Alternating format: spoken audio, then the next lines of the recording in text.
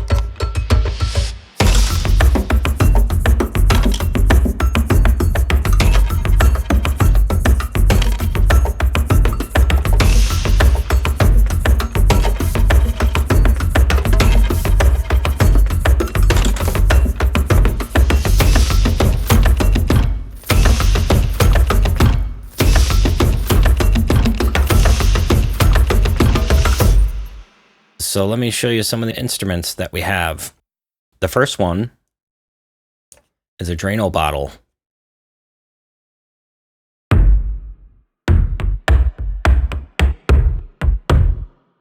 By the way, if I didn't mention it, this project is entirely FL Studio plugins. I didn't use any third-party anything. It's all FL Studio. So yeah, that's a Drano Bottle. And that sounds to me like it's been tuned down an octave. Pretty sure that's what happened. So here's the next instrument. This is the only plugin in this track, and it was 14 instances or 14 programs of different instruments. So here's the next one. It's that one, and that is a guitar being hit.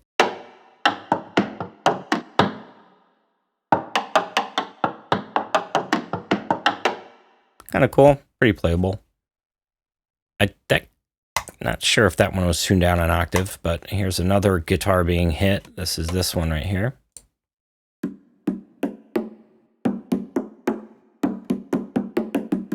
It sounds like that one was more being hit with my fingers than an object.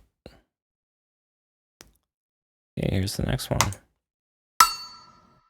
Sorry, I think I skipped one. I'm gonna go back. It's actually a real shaker. So I called it household objects, but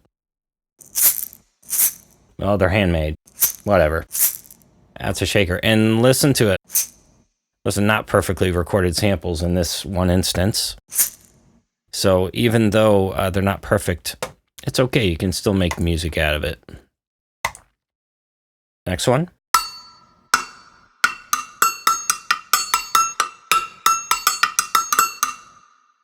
That's a Muffin Pan. Yeah, that was this one. Next one.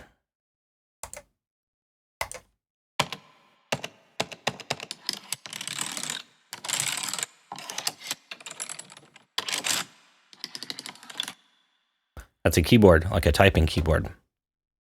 Next one.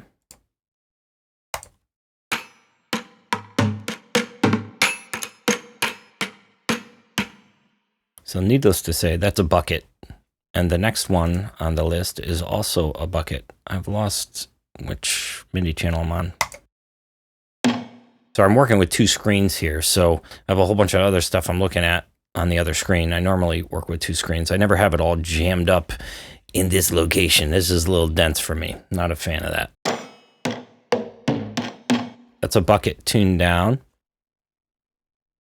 Let's try the next one.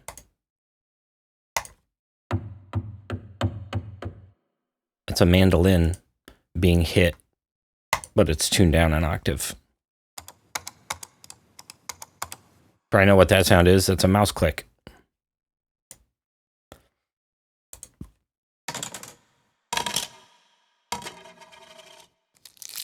It's a DVD. Yep. So we have a whole bunch more. Maybe I'll show you some of the grooves that are happening inside. I'll get rid of that. We'll go into the playlist.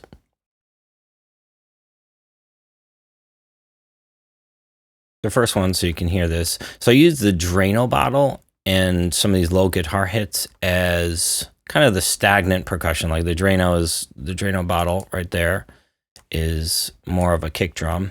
By the way, if you don't know this about FL Studio, this is kind of a cool little trick. If you click on the sample itself in the playlist, the sample properties will come up, but also in the mixer, the track will be highlighted. So if you kill that and you click on a different one, but if you do this, blammo, it comes up. So then you can solo that and just listen to what that's going to be. So here's a groove for that. I think there could have been a click, so I'm going to do that again. Sorry, yet again, an old computer.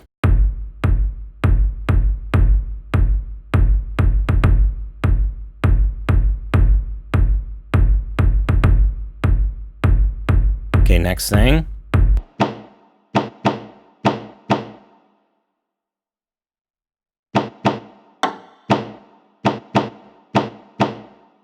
So not a totally, those are guitar hits, not a totally stagnant thing, but those are more like snare type elements. This one will end up being cool because it's more of like a percussive conga part or something.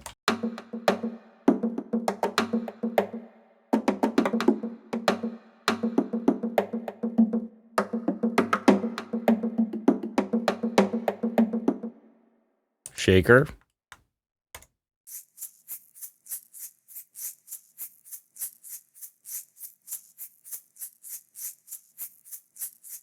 Later on, that one becomes a little more frenzied.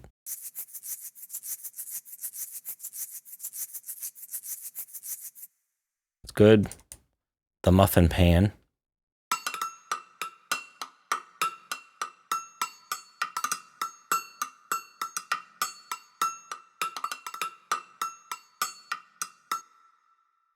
So you're probably wondering, I want to see scrolling MIDI. That makes my day. Well, all my MIDI is actually down here from Direct Wave. It's down here somewhere.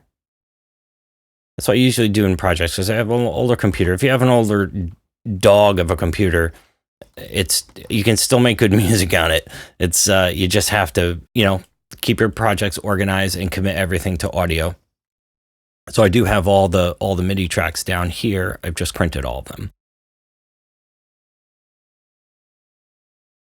So here's the next one, Keyboard Hits. Let's go find out where that is.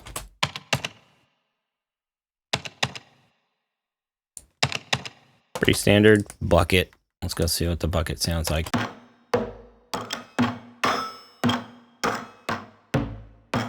I like that one. That sounds neat. Next one. This is the bucket again.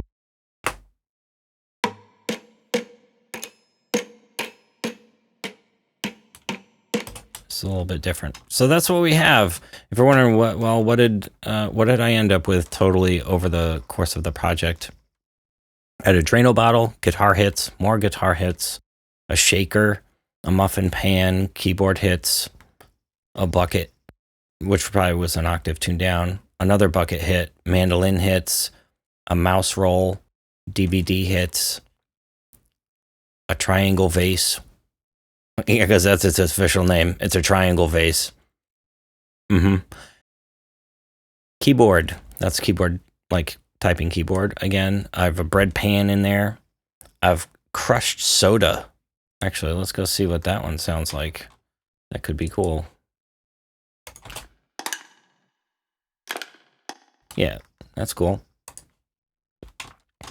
And then I also made, okay, it was keyboard slides, which means like just sliding, raking your hand across. I have a dust spray can. Let's go see what that sounds like. That could be neat. I just used it. Yeah, there's obviously some stuff on there, some effects.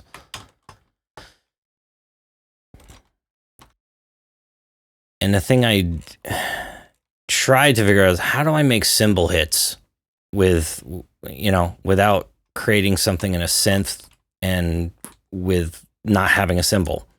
So this is what I came up with.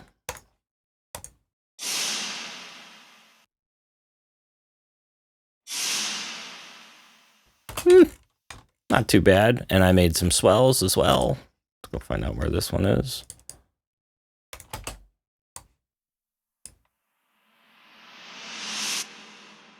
So those were actually made with compressed air. And what I did with that is I think I reversed it or something like that. But, or I took reverb. I put reverb on the initial hit and then reversed it. So it had this swelly effect. If you're looking for, you're wondering, well, let me see all those samples. Where do you have all those samples? Look, these are all the samples. I didn't use everything I recorded, obviously, but these are all, I have shakers, guitar hits, lots of them, tambourine hits, bread pan,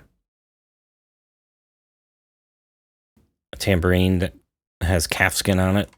Not cat skin, calf skin, which is probably bad enough. Car keys. Oh, and that's called a computer. Yeah. It's time to get into the computer. Okay, so this whole project was born of trying to make sure that I have some original sounds. I had heard this quote at some point. Somebody mentioned when you're using presets or you're using sample libraries, you're using somebody else's sound palette. Ever since I heard somebody say that, whoever it was, it bothered me terribly. So that said, I hope you enjoyed. I hope maybe you learned something. Maybe this gives you a chance to go explore something on your own and create something original. Because now, like, we have all these percussion sounds that nobody else has. Thanks for watching.